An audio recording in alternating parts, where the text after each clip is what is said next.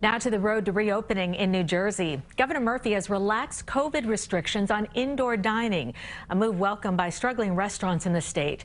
CBS 2's Christina Fan joins us live from Hoboken with more. Good morning, Christina.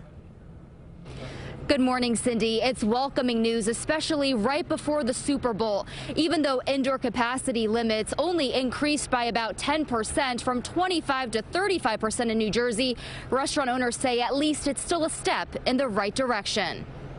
It feels so normal. It feels so great being just back out. Indoor diners in Hoboken, New Jersey are rejoicing that nightlife is finally returning to their lives. The dining capacity increased to 35%, and restaurants are allowed to stay open past 10 p.m.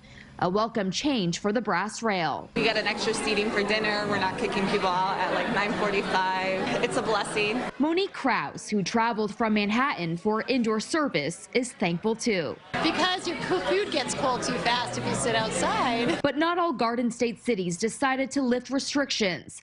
Newark Mayor Ross Baraka says a high number of COVID-19 cases in these zip codes is forcing him to keep a weekday 10 p.m. curfew and a weekend 11 p.m. curfew in play. Some understand, but say it still hurts. It should be like 1 or 2, because right now, you know, it's very hard because business is slow, but you got to pay rent.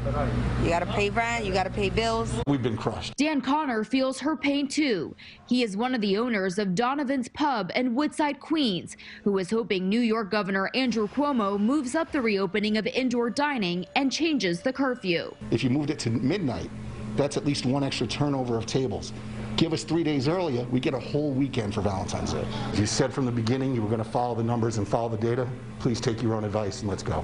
NYC Hospitality Alliance says it is fighting to make that happen because restaurants do not want to miss another major money-making day. We are trying to advocate with the governor to ensure that we can increase occupancy to 50% here in New York City safely. We've lost thousands of restaurants already, so many more teetering on the edge of survival.